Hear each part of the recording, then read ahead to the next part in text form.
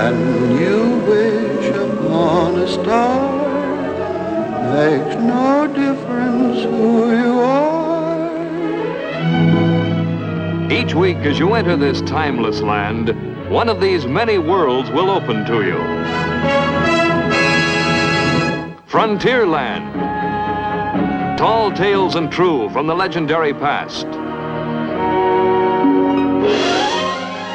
Tomorrowland. Promise of things to come. Adventureland. The wonder world of nature's own realm. Fantasyland, the happiest kingdom of them all. Presenting this week,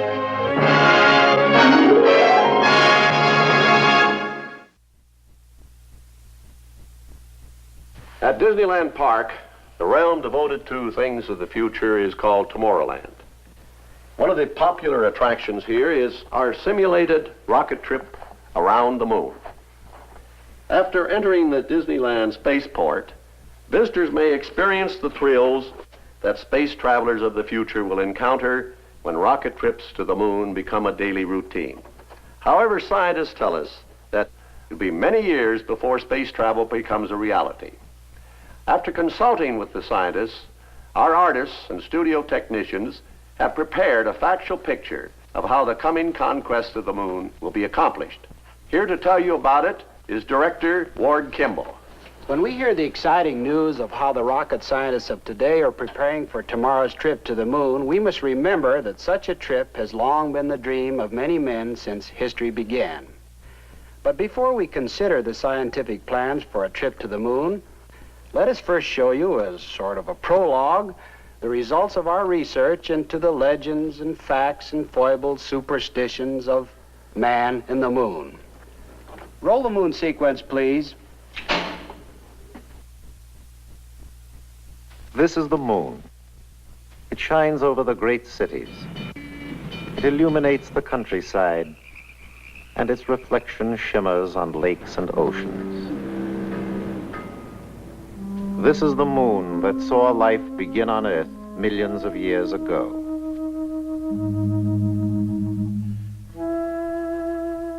As primeval man watched the moon in the night sky, it became to him an object of curiosity. In legend, he tells the story of an old man who, while digging, discovered a small, shiny object. As he held it in his hands, it grew and grew, and finally escaped into the sky to become the moon. To primitive man, the moon was somewhat of a personality. Sometimes he saw in it the face of another man, or a woman. Some ancient aborigines thought they saw a four-eyed leopard. Perhaps the greatest mystery to our ancestors was the moon's strange ability to change its shape. The early Hindus believed that it was Chandrashka, the god of night, slowly turning his lamp as he moved across the sky. The Aegeans, on the other hand, thought the moon was a silver shield, reflecting the seas and mountains of the earth. Moon worship was an important part of many ancient religions. The Sumerians called the moon Nana, and the golden calf with crescent horns was a symbol of reverence. Here stands the Egyptian moon god Thoth, the reckoner of time. 12 times between the annual rise of the Nile, the moon grew to fullness. This gave Egypt one of the first lunar year calendars. And here is Diana, the Grecian moon goddess, whose beauty inspired the Romans to build a silver temple in her honor. To some primitive races, an eclipse was a mysterious and terrible thing to behold.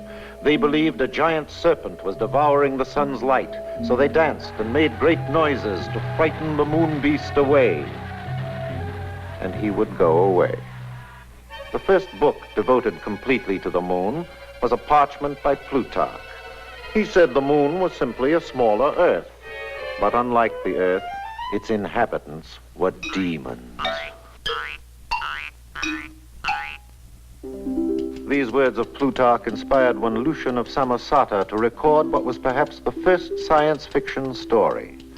He tells of a very strange journey to the moon in 160 A.D. A ship went sailing on western seas through the Pillars of Hercules.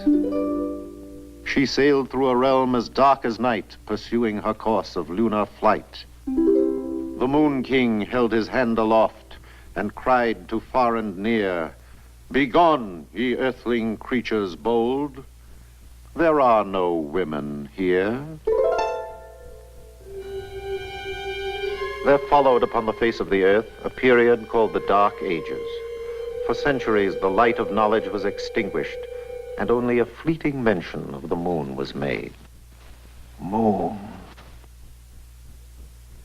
Then there was the great event of 1609. Galileo Galilei built a telescope and made the first close-up observations of the moon. He excitedly announced that he had observed the moon as another world, complete with mountains and seas.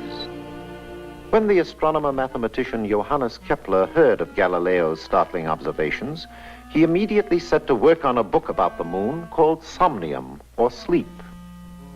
In this very imaginative account, Kepler goes to sleep during an eclipse and is kidnapped by moon demons. Because they cannot bear the light of the sun, they migrate to and from the earth, using the moon's shadow for a bridge. Here on the moon, Kepler wakes to see a fur-covered moon creature emerging during the cool of the evening.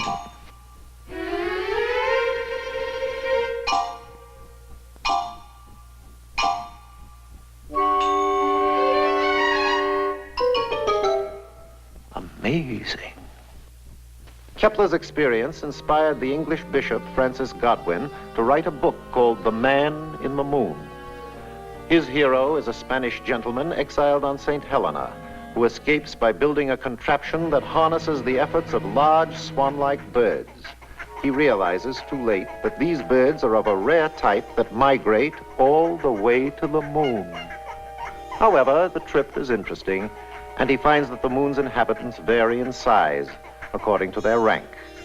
Their only language is music.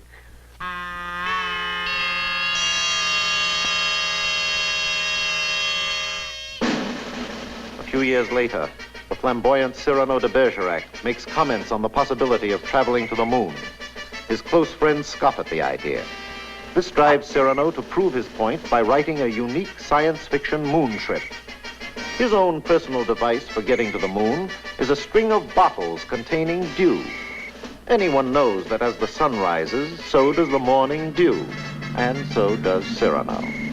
His scheme works so well that he has to discard some of the dew bottles for fear of overshooting his mark. But alas, he drops one too many, misses the moon, and lands in Canada. The natives are very hostile. He has to escape. What to do? Build a rocket, of course. This time, he is more successful. When his fuel supply gives out, the moon's gravity helps him make a triumphant lunar landing.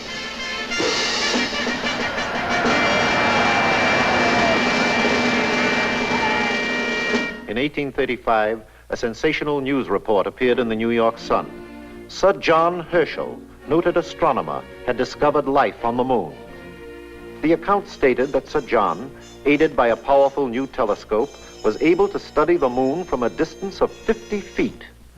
He observed fantastic rock formations, strange plants, and hairy man-like creatures with bat wings who walked about in a dignified manner. There were animals, too, grazing bison and one-horned unigoats who were very playful. However, this whole story was the imaginative product of an overzealous reporter. It was a complete hoax, a moon hoax. Here we see the leading characters in Jules Verne's Victorian trip around the moon. 3 adventurers are given a fraternal send-off by the brothers of the Baltimore Gun Club.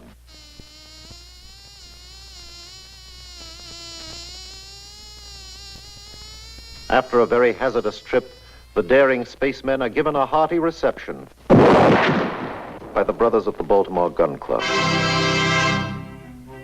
Frequent reference to the moon is made in great literature.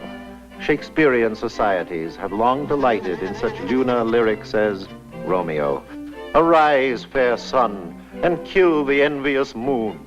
Juliet, "Oh, swear not by the moon, the inconstant moon that monthly changes in her circled orb." Othello, "It is the very error of the moon. She comes more nearer earth than she was wont, and makes men mad."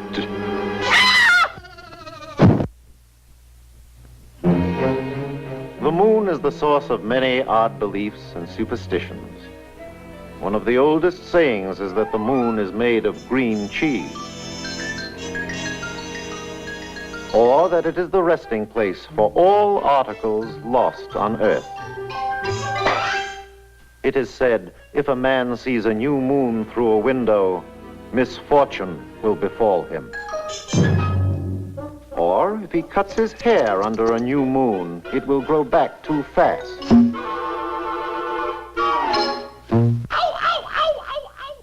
A secret wish made to a new moon will come true.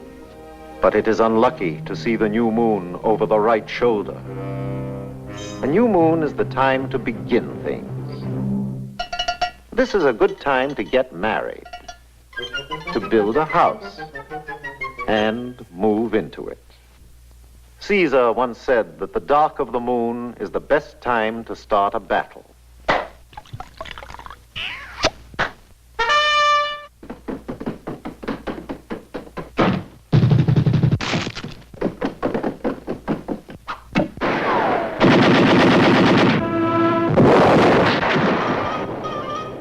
When the moon is on the wane, stuff your feather bed.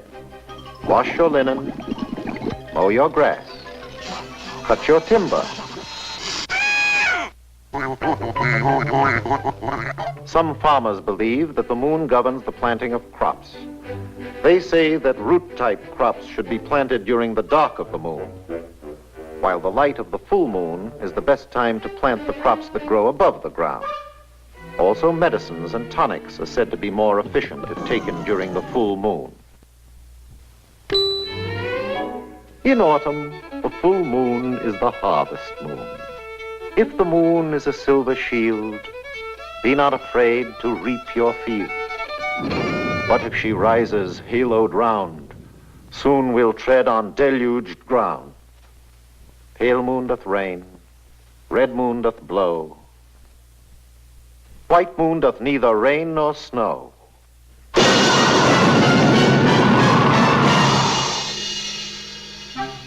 It has been said that money exposed to the dark of the moon will increase as the moon becomes full.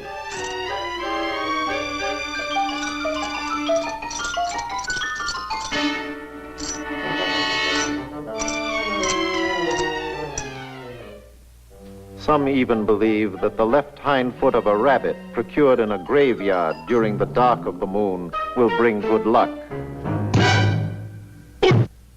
We are warned that sleeping in the lunar light will produce lunacy. From this supposition evolved such expressions as loony, lunatic, moonsick, moon mad, and moonstruck.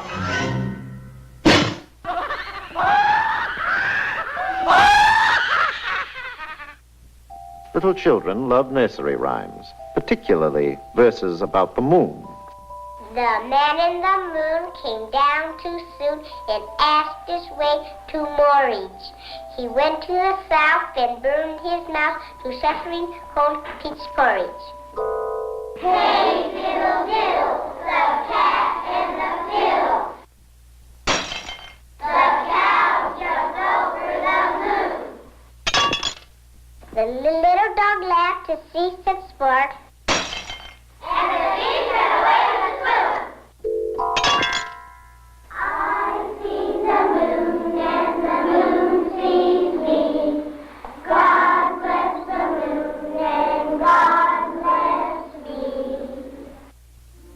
The moon is the symbol of love and romance. It has long been the inspiration for love songs the world over. It is very simple to write a moon song. First, of course, you must have the moon. preferably in the month of June. Someone to croon and someone to write the tune. Add the word spoon, some flowers in bloom, and maybe even a honeymoon. Hit it, boys. I see the moon shining down on lovers, spooning in the gloom. I see the moon on a sandy dune by a blue lagoon. All the hollyhocks in bloom fill the air with sweet perfume. Soon, pretty soon, love will bloom and you will croon. I see the moon that shines in June like a macaroon. I see the moon, we will sing it soon, rhyme it all with moon. Soon, spoon, June and moon, there'll always be a honeymoon. Honey, honey, honey, moon, moon, moon. I see the moon that shines in June like a macaroon. I see the moon, we will sing a tune, rhyme it all with moon. Soon, spoon, June and moon, there'll always be a honeymoon. There'll always be a honeymoon. Honey, honey, honeymoon, with Daniel Boone. There'll always be a honeymoon.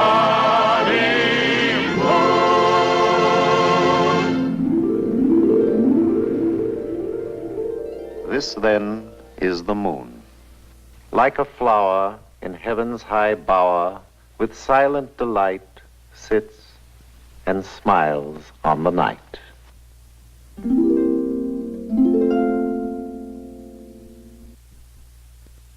Astronomers tell us that the Earth we live on and the moon we see in the sky are but tiny specks in a tremendous universe that contains billions upon billions of stars and other worlds. Now, one of these tiny little specks, or stars, is our own sun. And circling around the sun is a system of 9 major planets. Except for Mercury and Venus, all of the planets have 1 or more moons. The giant Jupiter has 12, Saturn 9, Mars 2, and of course our Earth only 1. How the Earth and moon came to be is a mystery. Astronomers speculate that about 4 billion years ago, our own universe was once a tremendous swirling cloud of cosmic gases and dust. Within this great nebula, smaller whirlpools of gaseous matter formed. These eddies of dust and hot gases gradually condensed to form our sun and planets. It is believed that at this early stage, the Earth and moon evolved, with the moon finally cooling to become a small, barren satellite 2,000 miles in diameter and circling the Earth once a month at a distance of 240,000 miles. Because the sun lights only half of the circling moon, the moon seems to gradually change shape during its monthly trip around the Earth. When the moon moves between the Earth and the sun, we see nothing but the dark shadow side. This is called the new moon. Each night, as the moon progresses along its circular path, we see slightly more of the lighted half. When it reaches a point on the opposite side of the Earth from the sun, it appears to us as a full moon. Then, as the moon continues its journey, we begin to see less and less of the illuminated half until finally it completes its monthly trip and becomes a new moon once again. Sometimes the circular path of the moon carries it through the shadow of the Earth, and we observe the weird effect known as an eclipse of the moon. On other rare occasions, during daylight hours, the invisible moon passes squarely between the Earth and the sun, and we are treated to the spectacle of a solar eclipse.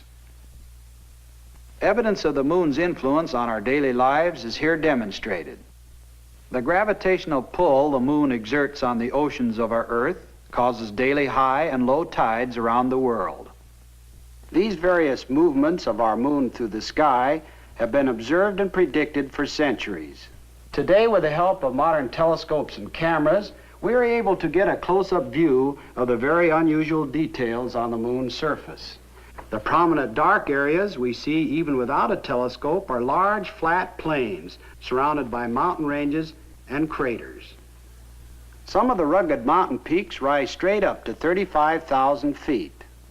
And the craters range in size from small potholes to giant openings measuring 146 miles across. Scientists attribute the moon's rather rough surface to either volcanic action or to explosive hits by meteorites when the moon was in a molten stage. We've never seen the other side of the moon, but experts agree that it probably looks much like the side which always faces us. The moon is a dead world without atmosphere, a silent, unchanging desert where temperatures drop to 250 degrees below zero on the shadow side and boil at over 200 degrees in the direct light of the sun. But uninviting as it seems to be, man's restless search for knowledge of the universe will certainly make the moon one of his first objectives in the exploration of space. Here to reveal a plan for a trip around the moon is the chief of the guided missile development at the United States Army's Redstone Arsenal, Dr. Werner von Braun. A voyage around the moon must be made in two phases.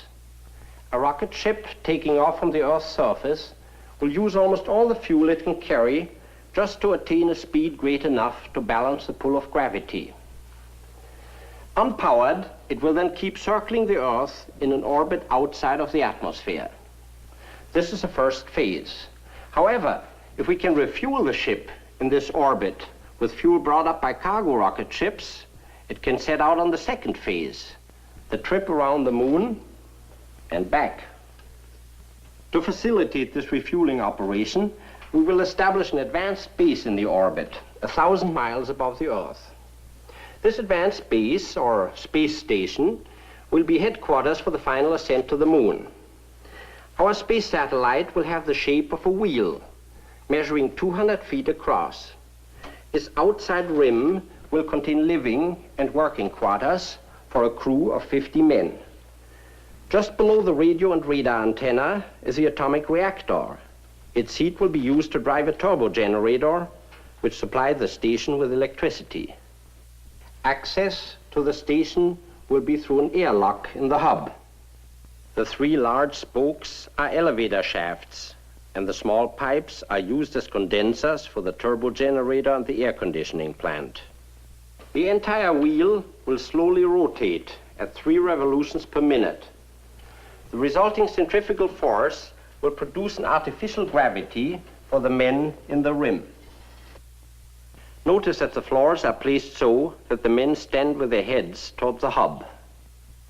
The wheel is divided into 9 sections. The first section is headquarters and communications. The next section will be for Earth weather observation and prediction. Military reconnaissance experts, aided by powerful optical and radar telescopes, will observe every point on the globe as the space station makes its complete trip around the Earth every 2 hours. Next is the emergency hospital section, and then the astronomy division, where men will keep an eye on the rocket ship as it makes its trip around the moon. The rest of the space station will house calculating machines, maintenance facilities, air conditioning equipment, living quarters, and even a botanical and zoological laboratory. This entire space station will have to be prefabricated and tested on the ground.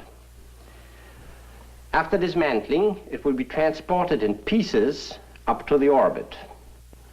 For the difficult job of reassembling the structure, we have provided a new type of spacesuit.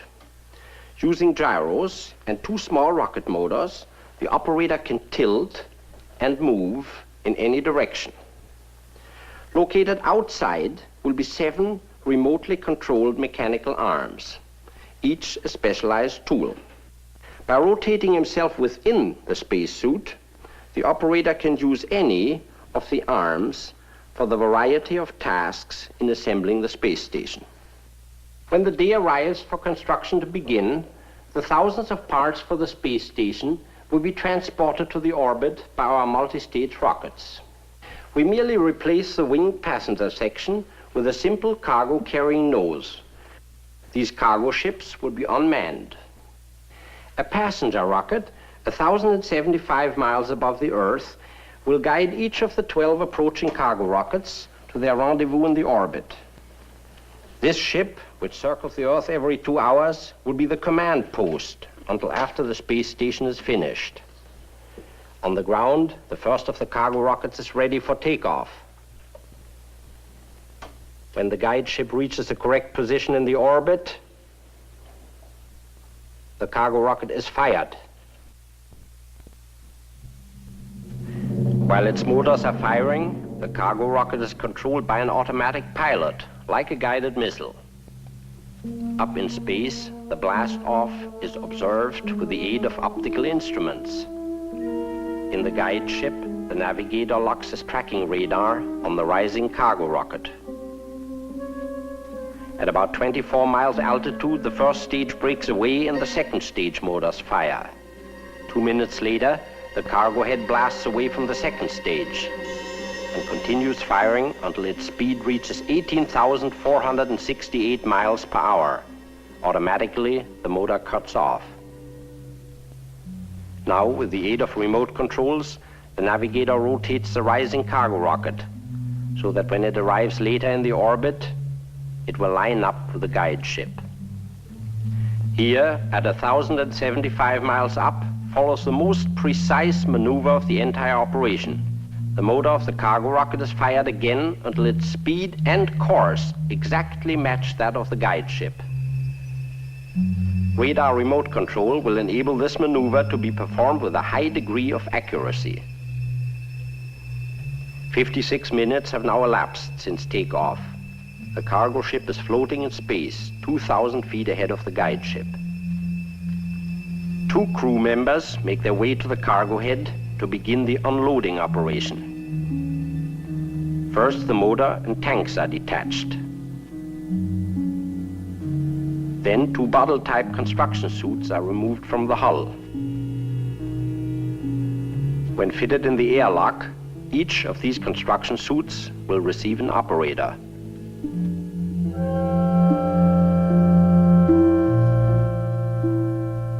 The sections of the cargo ship are moved back to make way for other supply rockets soon to arrive.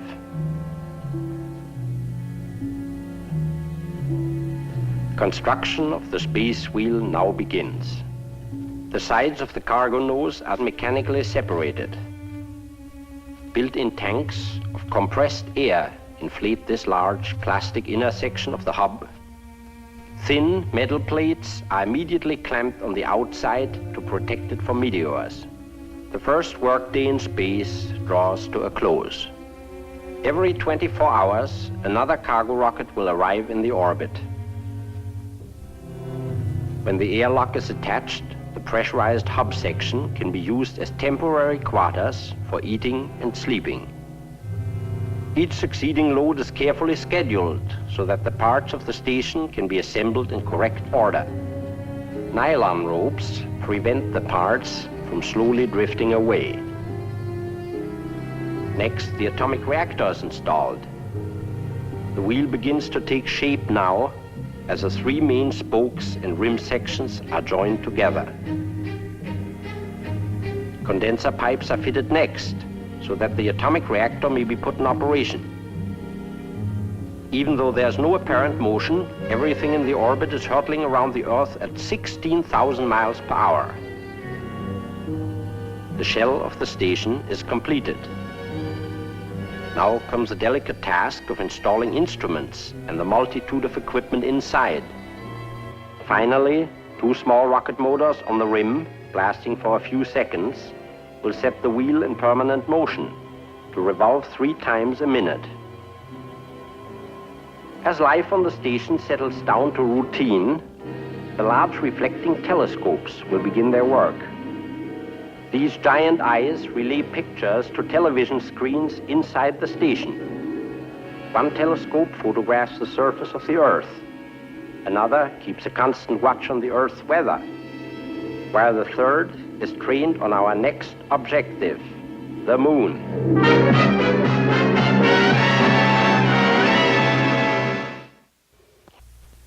The primary purpose of the first moon trip will be to test the methods and equipment to be used on later voyages into deep space.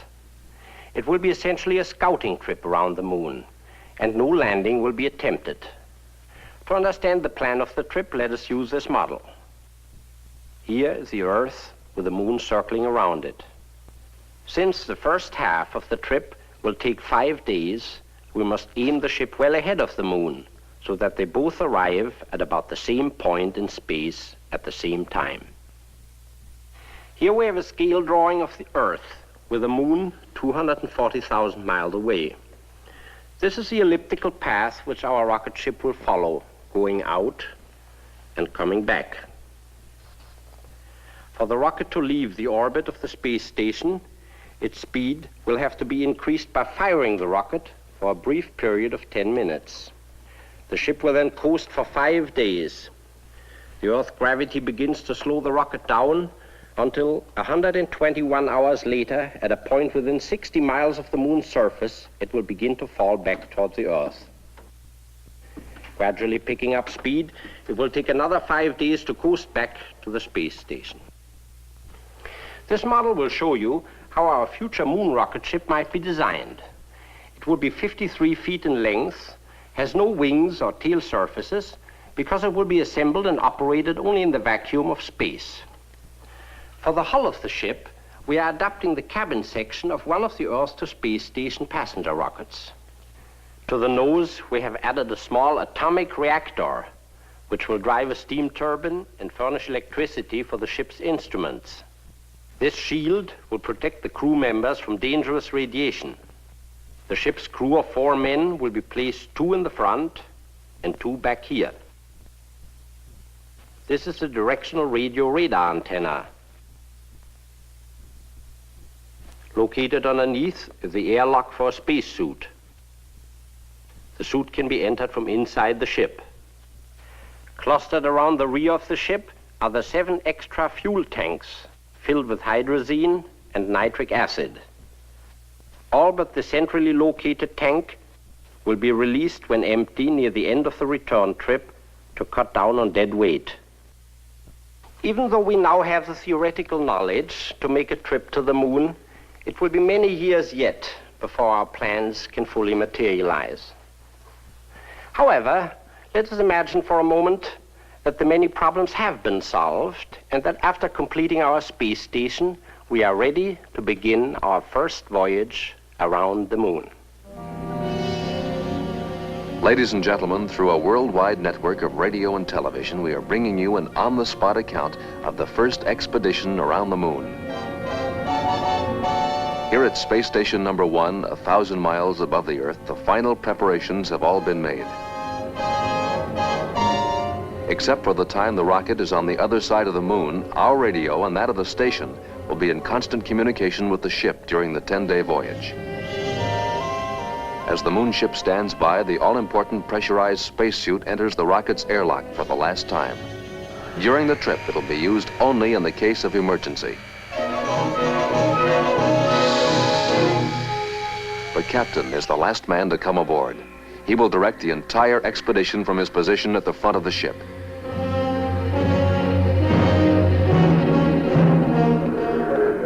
The navigator, with his specialized instruments, is responsible for plotting the unmarked path through space. The radio operator must maintain constant communication with the Earth on the space station.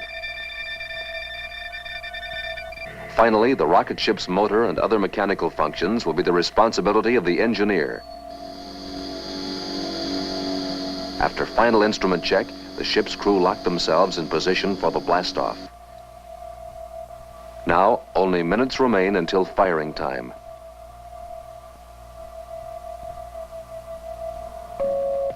The captain sets the automatic firing timer and reports to the space station. RM1 to Station 1, firing timer is engaged. We will begin power maneuver for departure in exactly 16 hours, 23 minutes, 47 seconds. Roger, RM1, 16 hours, 23 minutes, 47 seconds, over. Crew will secure and stand by for firing in 8-4 seconds. Acknowledge. Navigator, check. Radio okay. Engineer, check.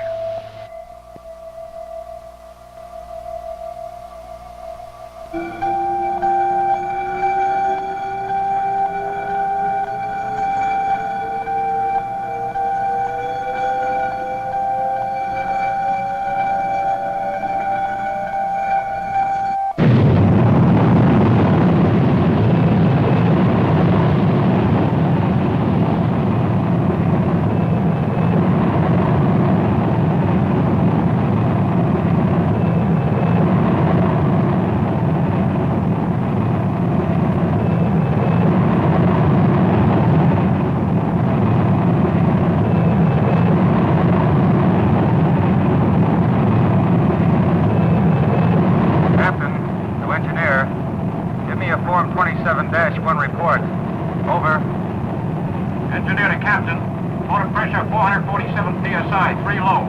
Turbo pump 11,000 RPM, right on the button. Actuators steady. Guidance readings okay. Cabin pressure 0.3 psi low. Cabin temperature 72 degrees. Over.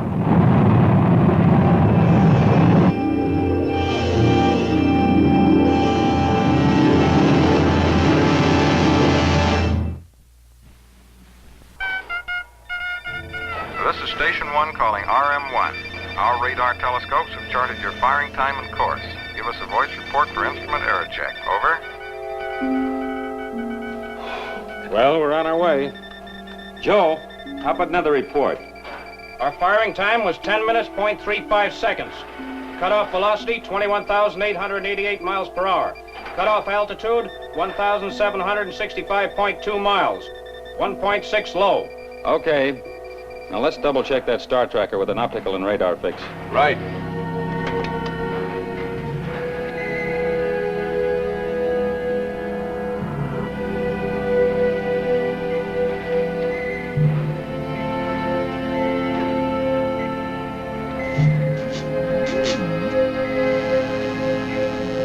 Captain, position check shows 0.7 miles below, 1.2 miles left, and 0.3 miles ahead of standard flight path.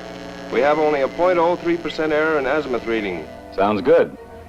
Bill, let's transmit all your tape reports to the station.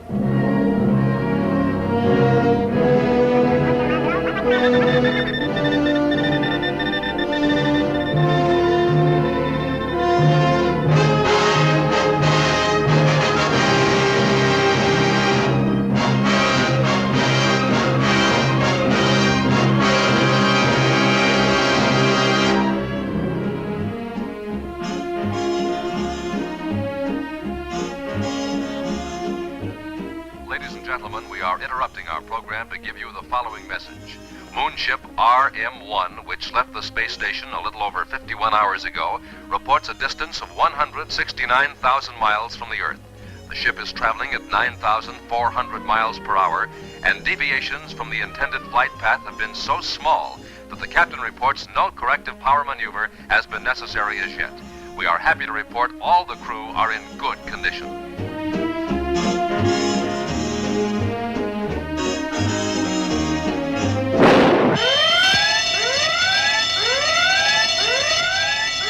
Check the console, Joe. Try to pick it up.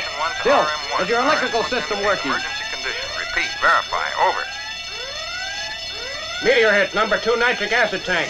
Pressure's dropping fast. It's number 2, all right. Joe, put the air blowers on emergency power. Frank, get in the bottle chute and patch that hole. Don't use your motors near that leak. Try to reach it with the gripping arm.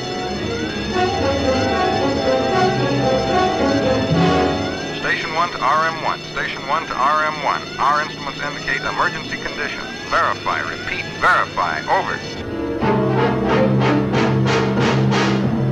RM1 calling Station 1. This is Station 1. Go ahead. At 51 hours, 22 minutes elapsed flight time, registered hit by a small meteor. Puncture between Station 51 and 52, upper bulkhead of nitric acid tank number 2. Repairs are underway.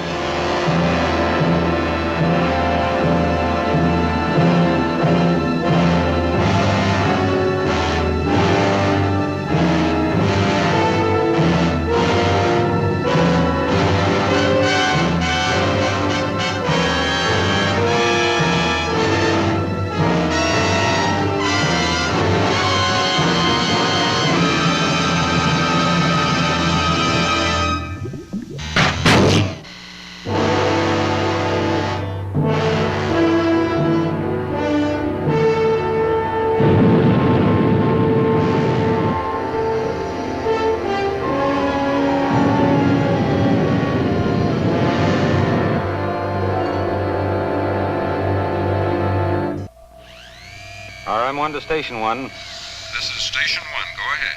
Meteor puncture sealed. Estimated diameter of meteor 1/16 of an inch. No injuries. Equipment okay. Estimated loss 180 gallons of nitric acid. Proceeding on flight plan. Over and out.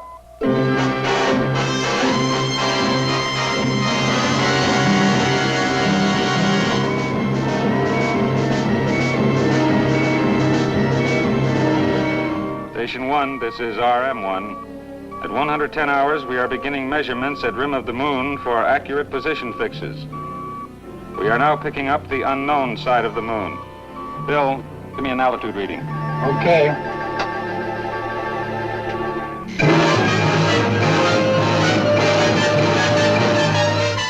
Radio altimeter reads 22,886 miles from the moon's surface. Oh, we're moving in fast. Frank, have you got anything in that star occultation reading yet? Just a moment, I'll run it through the computer.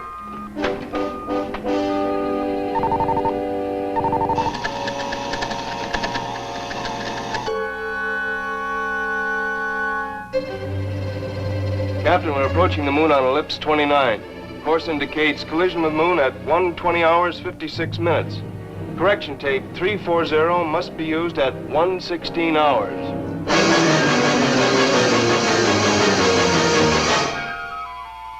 As the 116th hour approaches, the navigator must act quickly to avoid a collision with the moon.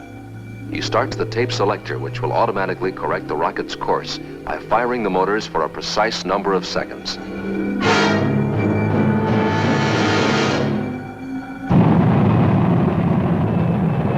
RM1 to Station 1.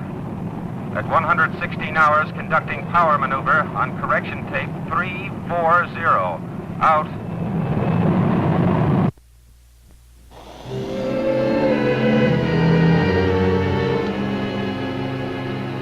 Captain, we're almost on the button. We'll pass the moon surface at 63 miles instead of 60. Close enough. We'll make the correction on our return maneuver. Joe, set the spatial attitude control to keep us lined up with the flight path tangent.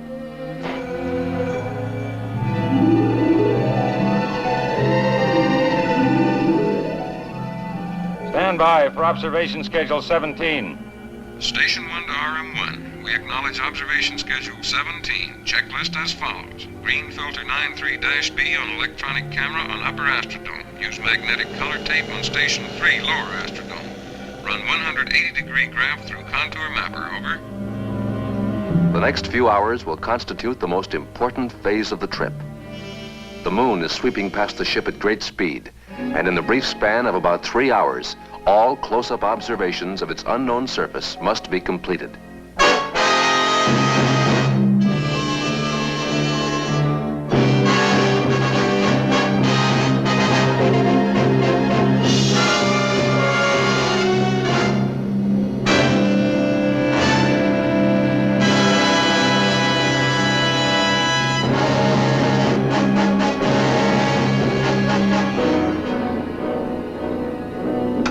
RM1 to Station 1. We are now seeing the Earth disappear behind the moon's rim.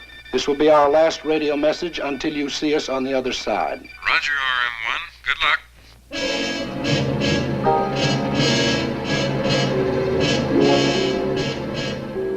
I see what looks like a tremendous crater ahead. Bill, what does the contour mapper indicate? Depth of crater is beyond range of contour mapper.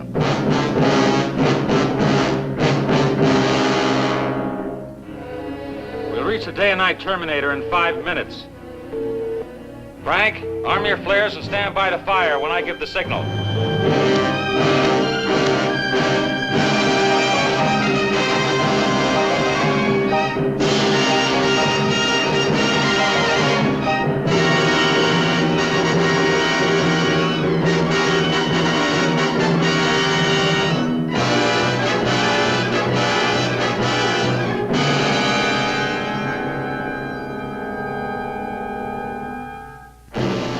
Okay, Frank.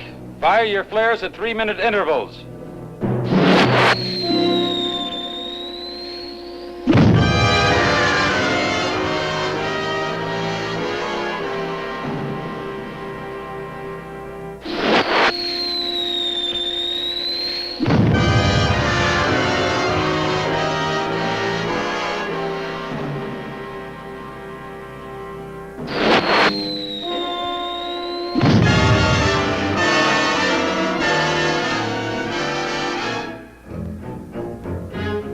Captain, I'm getting a high Geiger count of 33 degrees. My scintillation counter indicates a high degree of radioactivity on the same bearing. Contour mapper shows a very unusual formation at about 15 degrees southern latitude and meridian 210. Get some flares in that area, quick.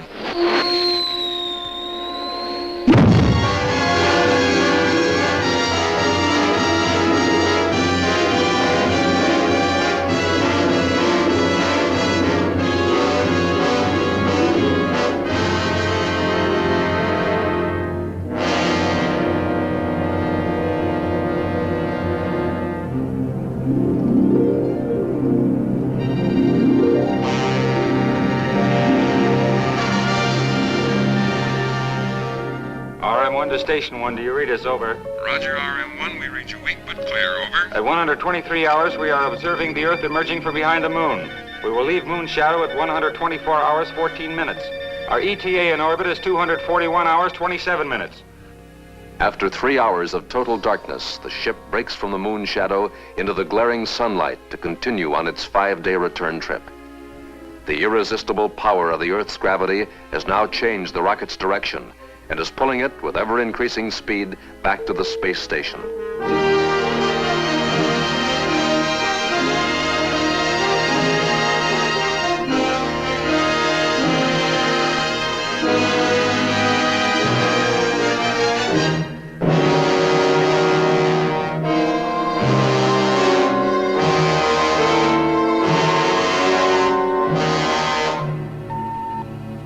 Frank, start the gyro attitude control for the braking maneuver and give me a time set for firing. Check. At 240 hours, preparations are being made to enter the orbit of the space station. The ship's direction is reversed so that the subsequent firing will slow the rocket's speed and jettison the empty fuel tanks. Okay for firing. Guidance tape 264 inserted. Set firing timer for 241 hours, 49 minutes, 11 seconds. Okay.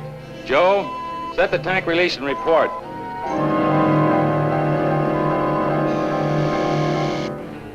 Fuel tank set for release. Firing timer set. Stand by for power maneuver in 3-5 seconds.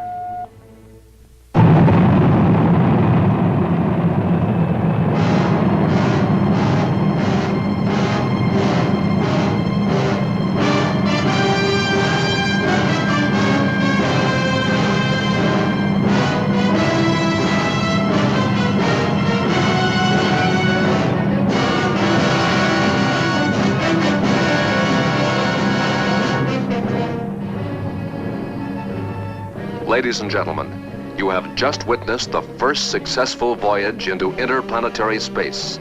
This pioneer trip around the moon will soon be followed by an expedition which will actually land on the moon's surface. Even now, construction is going forward on the atomic-powered rocket ship that will challenge the limitless depths of space and solve the mystery of the red planet Mars.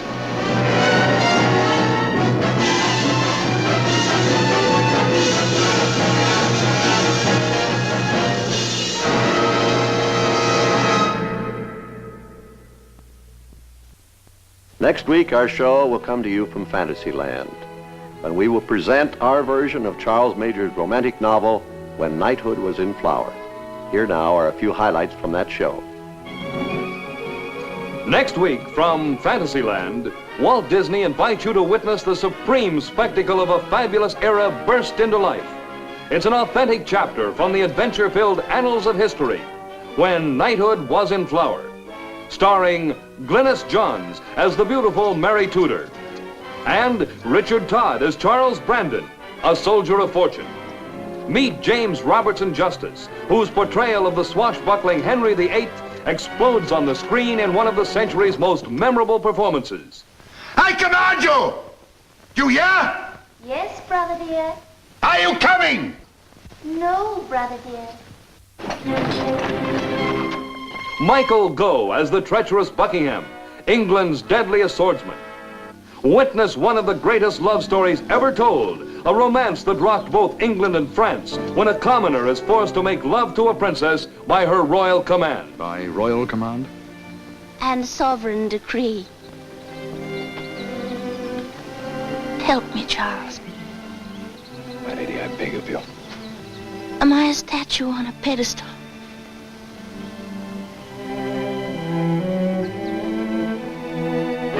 Zoom back through centuries of time to see a rough and ready wrestling match between Charles Brandon and the Duke of Buckingham.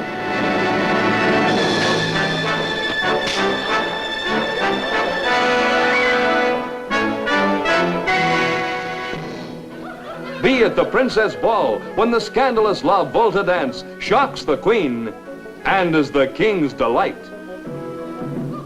See Henry VIII in the role of huckster and haggler as he craftily tries to sell his sister to the King of France, How much English gold does he want to sweeten the bargain? 500,000 crowns has been proposed. 500,000? Odds death, why doesn't that old usurer ask me to melt down my crown? Be on hand when Mary seeks to escape to America to avoid becoming the Queen of France. Are you alone, my lady? I've run away.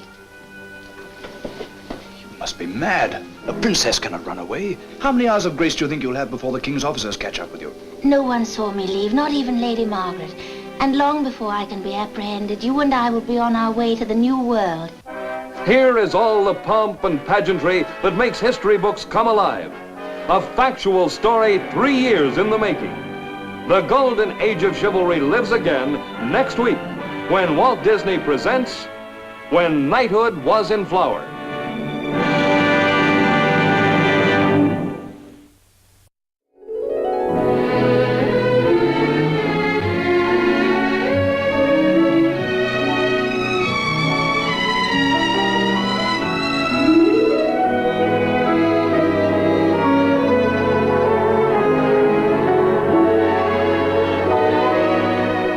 A new motion picture of rare enchantment will soon be showing in your favorite theater.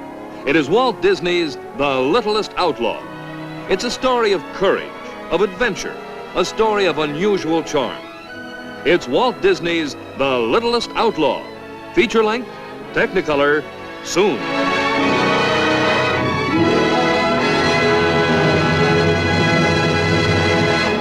This has been an ABC Television Network film presentation.